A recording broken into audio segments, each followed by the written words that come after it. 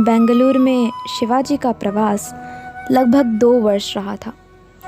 उस राजनगरी में कदम कदम पर उसे वहाँ के अपूर्व अद्भुत दृश्य देखते देखते चलना पड़ा। वो प्रचंड दुर्ग, गगनचुंबी मीनारें, सुंदर उद्यान, बादशाह की मेहरबानी प्राप्त करने के लिए घुटने टेकते, कोर्निस करते, घोड़ों पर सवार होकर आ रहे अतिरथी महारथी, जिनमें उनके मराठा वीर भी थे, और स्वयं शिवा के पिता शाहजी राजा भी। सब वस्तुओं तथा सब लोगों का सूक्ष्मता से निरीक्षण करता शिवा स्थान, मान, संपत्ति, वैभव उसे अंगुली दिखाकर बुला रहे थे, किंतु किसी अगम्य कारणवशात उसके मन को उसमें से कुछ भी नहीं भाया।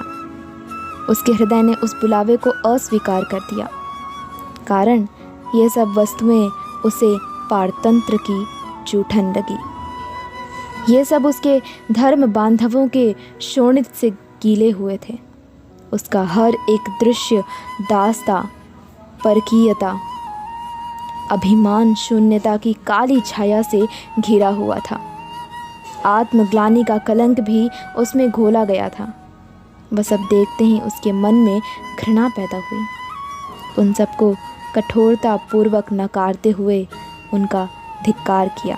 वैभव के साथ साथ उस साम्राज्य की शैतानी शक्ति भी शिवा की दृष्टि के सामने आए बिना नहीं रही। राक्षसता गढ़ी में विजयनगर के विशाल सैन्य को पूरा निकलकर हजम करने वाली वह दैत्यकाय मुल्क मैदान तोप, उत्तंग यानी यमराज की गुफा के समान खुला हुआ उसका जबड़ा, दुर्ग तट के अंतिम छोर तक पंक्तिबद्ध खड़ी सेना की टुकड़ियाँ, बादशाह के खिलाफ खड़े सभी लोगों को मटिया मेट किया गया। अनगिनत वंशों का नामो निशान मिटाया गया। उनकी असंख्य हृदय विदारक घटनाएं, कथाएं एक एक कर बाल शिवा को संबोधित कर कह रही थी, खबरदार खबरदार। वे आगाह कर रही थी, बादशाह के खिलाफ विद्रोह में खड़ा होने का पागलपन करोगे तो होशियार, देखो वह जग विख्यात विजयनगर भी ज़मीन दोज हो गया, तब तुम किस पेड़ की पत्ती हो। तुझे और तेरे सपनों का स्वराज्य दोनों को ही एक ही घूंट में पीकर समाप्त कर देंगे। हमें विरोध करने की क्या कीमत चुकानी पड़ेगी जानते हो? अपार यातना, पीड़ा, संकट, विनाश, कदम कदम पर मौत के साथ जूझना, ये सब ना केवल तेरे बल्कि तेरे कहलाने वाले सब लोगों के पीछे आएगी। तुम्हारे समस्त जीवित वित्त को सर्वनाश की कृष्ण छाया घेर लेगी। फिर एक बार ये सारी बातें याद कर और अपने सपने के बारे में एक बार फिर से सोच। परंतु आश्चर्य, शिवा इनमें से किसी भी चेतावनी से न डिगा न डरा। उसके हृदय ने स्वातंत्र देवी के पावन कर कमलों का अमृत स्पर्श प्राप्त किया था।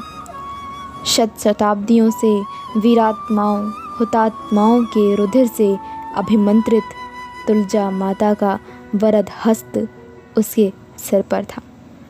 भग्न मूर्तियाँ, टूटी पड़ी चूड़ियाँ एवं मंगलसूत्र, उजड़ी हुई बस्तियाँ प्रतिशोध लेने के लिए उसे हाथ हिला हिला कर बुला रही थी।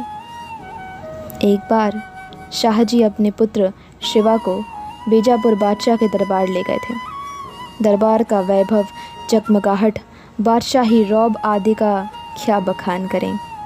सब सरदार सामंत बादशाह के तख्त तक झुके सिर ही जाकर 3-3 बार कोर्निस करते थे और झुके सिर ही अपनी अपनी जगहों पर उल्टे पांव वापस लौटकर खड़े होते थे। शाहजी की बारी भी खत्म हुई। बाद में शिवा का हाथ पकड़कर आगे ले गए। शाहजी उसके खिदमत में अपने पुत्र को लाया है, यह देखकर अली आदल शाह की तबीयत खुश हो गई। तख्त के सामने रुककर शाहजी ने शिवा को बताया, शिवा, सुल्तान को सलाम करो। 12 साल के उस बालक के मन में वह प्रसंग मानो कानाफूसी कर गया। हाँ, सिर झुकाओ, यही तेरा सौभाग्य का क्षण है। बादशाह तेरा बहुमान करेगा। तू आगे चलकर एक बड़ा सरदार बनेगा। उसी क्षण उसके अंतःकरण के अंतराल से एक अन्य स्वर भी चीखते हुए उमड़ पड़ा। क्या तू इस क्षुद्र विधर्मी के सामने अपना सिर झुकाएगा? क्या तू अपना धर्म परंपरा आदि भूल जाएगा? जीजा माता द्वारा बताई और सुनाई हुई रामकृष्ण भीम अर्जुन की कथाओं का स्मरण कर। तुझे कैसा भय? किसका भय? आह, मेरे अभेद्य गगनचुंबी शिखरों का वंदन स्वीकार कर। मेरे गिरी कंदराओं को अपने पदरज से पुलकित कर। दासता की श्रृंखलाओं से मुझे मुक्त कर। मेरे विशाल दीर्घ एवं सशक्त बाहुओं में तुम स्वयं ही स्वतंत्र सार्वभौम सम्राट बनकर शोभायमान हो जाओ। जगमगाते रहो।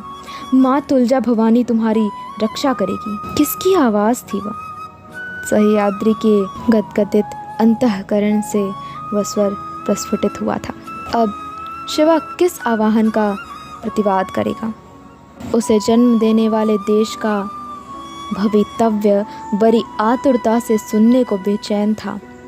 उसका नमन तुलजा भवानी को होगा या बादशाह को, स्वातंत्र देवी को या मोहक दास्य दानवी को?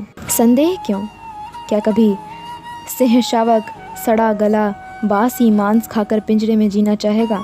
शिवा 2 कदम पीछे हटा। शाहजी ने फिर एक बार प्यार भरे स्वर में पुकारा, बेटा जल्दी जल्दी कर। शिवा ने अपनी खुली आंखें सीधी पिता की नज़रों से भिड़ा दी। पिताजी, आपको नमन अवश्य करूँगा। देवता को, माता को साष्टांग प्रणिपात करूँगा, परंतु इस विदेशी विधर्मी बादशाह के सामने अपना सिर क्यों झुकाऊं? असंभव। पिताजी भी समझ गए, पर तब वे असहाय से थे। सीना तान कर खड़े उस सिंह शावक शिवा को देखकर सुल्तान ने कहा, शाहजी राजे, बेचारे ना समझ बच्चे पर जोर जबरदस्ती क्यों?